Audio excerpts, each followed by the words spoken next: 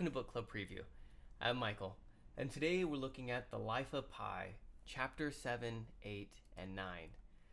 So in this chapter, it starts off with Mr. Kumar, and Pi is telling us how Mr. Kumar is his favorite teacher. But before he gets into that, he kind of describes Mr. Kumar a little bit. And Mr. Kumar has a triangle-shaped head, and he's bald like me. He has a triangle-shaped body, okay, and he has two legs sticking out that are like sticks.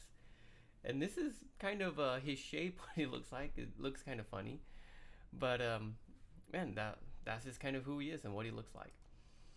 So one of the reasons why Pi likes Mr. Kumar so much is because of his intelligence and the way he challenges Pi.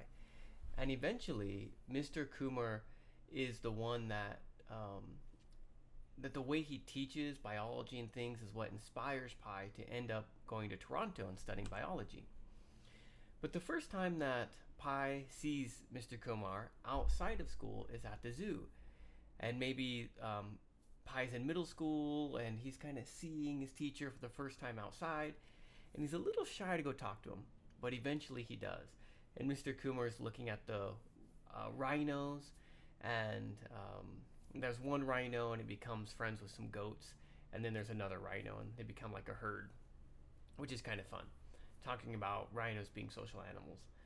But Mr. Kumar is the first person who Pi meets that's an atheist, and Pi is not an atheist. I'm not sure if he's Hindu. Sometimes he sounds like he's Christian. But maybe he just has a lot of different religious background. Or maybe he believes in everything. I don't know. But when he meets Mr. Kumar, and he mentions something about God, and Mr. Kumar laughs, ha ha ha, God is dead. And he starts to explain why he thinks God is dead, and why you have to take life into your own hands. And at first, Pi thinks he's joking. But as Mr. Kumar continues and continues, Pi realizes, no, this guy's for real. He's really an atheist. That is weird. And one of the reasons that Mr. Kumar thinks that God isn't real is because when he was young, he had polio, and polio was going to kill him. It was going to take away his legs and stuff like that. But then a human found a vaccine, and he cured Mr. Kumar. And so Mr. Kumar didn't believe in God anymore.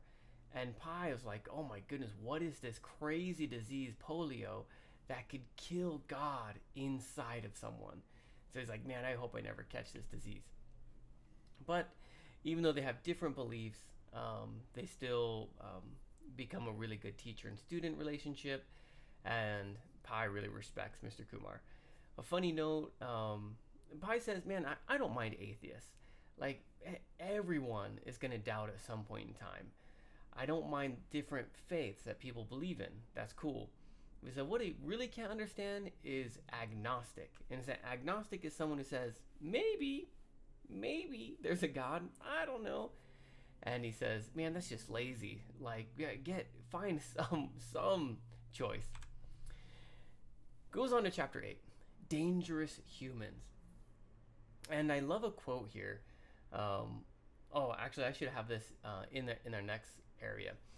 But he says, in the zoo, the most dangerous animal is the human. And they used to actually have a curtain, and they'd have a curtain behind was a mirror. And they said, who is the most dangerous animal in the zoo? And you'd pull back the curtain, and there'd be a mirror showing you. And he gives all these examples of how humans actually killed the animals in the zoo by giving them bad food or broken glass to eat, or actually went inside their cages and tried to kill them, or cut off their beards, or tried to cut off their horns, or just crazy stuff. And he's like, man, humans were actually the most dangerous animals in the zoo. They're the ones killing other people. Yeah, sometimes animals kill us, but usually it's humans killing the creatures. He then talks about Mahisha, and as strong as Pai's father was like, man, humans are the most dangerous animals. Humans are the most dangerous animals. There is one day where Pai's father says, okay, look, you guys are getting too curious. You're getting too innocent. You're going to get yourselves hurt if you don't understand how dangerous animals actually are. And so Mahishan is a tiger. Okay, they're adult, male, big Bengal tiger. And they go in one day to see Mahisha. And there's a whole story of it, of them giving a goat to Mahisha in front of the kids. And they see this tiger just kill this goat with his claws and his teeth. And Pai actually looks away, and his mom is like, oh, how could you? It's a huge family event. And it's actually a really cool description. But what Pai learns, and what his father goes and then shows with every other animal, is that these animals are not your friends. They are dangerous creatures. And he has this quote before he goes into this, and he says, when we look at an animal and see a mirror. Okay, so when you look at an animal, you're actually seeing yourself. What is that? What do you have that you're projecting onto an animal that's actually just you? You're putting that in there. And so when you look into the eyes of a tiger, if you see human, you think, oh man, that tiger's human. That tiger's like me. It's actually you just looking in a mirror. That animal's still an animal, but you're looking at it like that. And so Pai's father wants to break that mirror and say, that is a dangerous animal. It will break your arm. It will slash your face. And man, this is a crazy one for me, elephants. When I look into an elephant's eye, oh my goodness, I just see intelligence. Like that is a thoughtful creature. But we learn in the book that elephants are the most dangerous animals at the zoo. They kill more people than any other animal. And he says if it's a young elephant, the elephant might like smash you down and then just smush you on with its feet. Smush, smush, smush, smush, smush. Wow. It said if it's a big elephant, if it's an adult elephant, well, it might just mush you slowly against the wall. Or it might just sit on you. Okay, wow, dangerous. So this is kind of the father breaking that illusion, and he uses Mahisha, I think Mahisha, the tiger, to show that. So as he's going, and he shows all of the different dangerous animals, which I already talked about. Chapter 9, Pai tries to explain that animals, they have a fight or a flight mechanism. Okay, in psychology we call it fight or flight. When there's some danger, your chemicals in your body, they either make you prepare to fight, like okay, one of us is gonna die, or they run.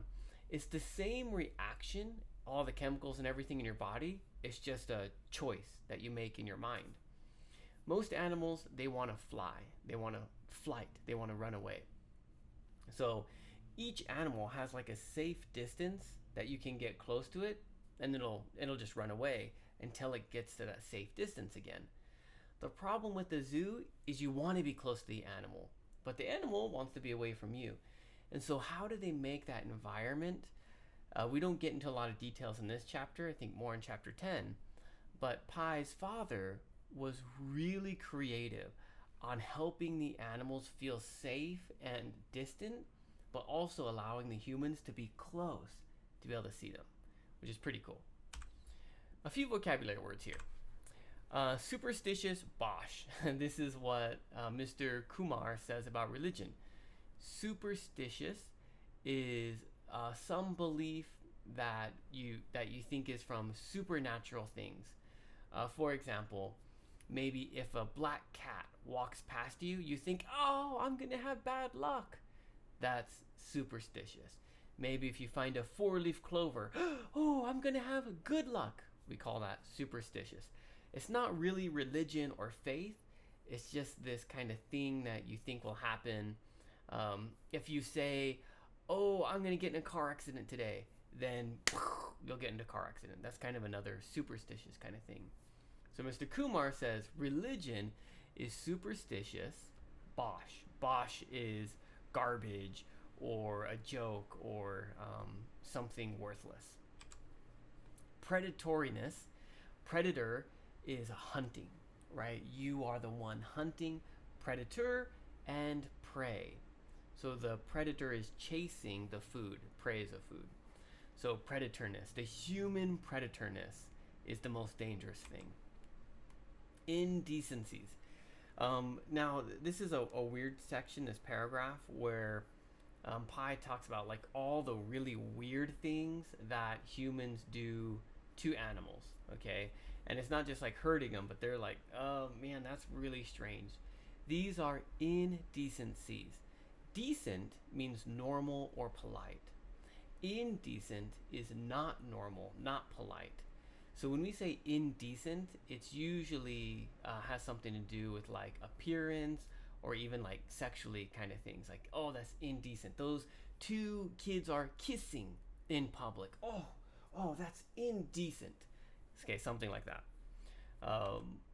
Placid is like calm, not being disturbed easily. So the animals are being calm and people throw rocks at them to make them move. Vigilance is not quitting, not giving up, keeping. And you think of a guard. A guard must be vigilant. Always, man, that's boring. Can you imagine guarding a gate for like 10 hours, 8 hours? And the whole time you should be vigilant. Is there danger? Is there danger? Is there danger? 1 hour. Is there danger? Okay, 2 hours, 8 hours. That is vigilance, not quitting. Putrid is like rotten, bad, unedible. So someone had some putrid fish. It was stinky and gross, and there were things on it growing that if you eat it could hurt you, but he gave it to a sloth. Patriarch. This is like a father.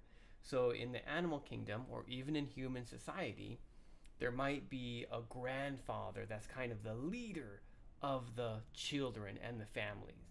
Patriarch. Or maybe a father with many kids, but they are the leader of the family. And that happens in like monkey, gorilla societies. There's a patriarch, there's the leader monkey, and there's other monkeys, maybe 100 other monkeys, but this is the king. All right, patriarch is kind of close to king. Okay, anthropomorphized. That's kind of a tough word. Anthropomorphized is when you give animals human characteristics. Like, oh, that cat is so kind.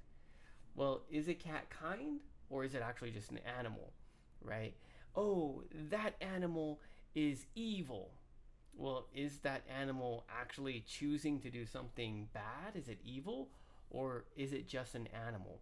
So anthropomorphize is when we put human feelings or thoughts or characteristics onto an animal that might not actually be there.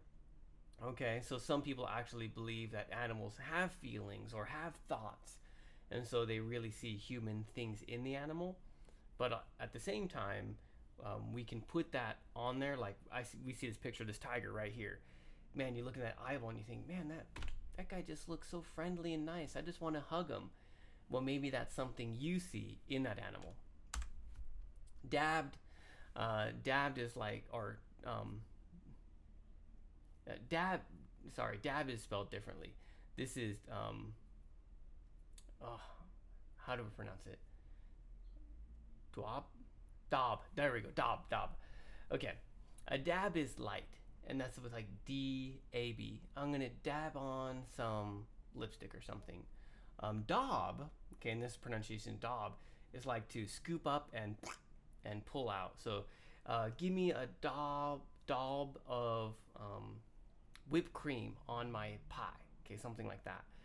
So Pi doesn't remember if he saw the actual tiger kill the goat and blood go everywhere, or if he closed his eyes and he imagined it and he put it on in his imagination.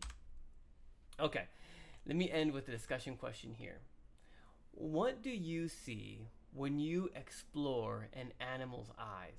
Okay, when you look into the eyes of an elephant, a tiger, a dog, whatever, what do you see there? Because the story says you're actually seeing in a mirror. What do you see? And of course, please make your own discussion question. That is all the time that we have for today. But thank you so much for joining me for this episode of Book Club Preview. I'll see you soon. Bye bye.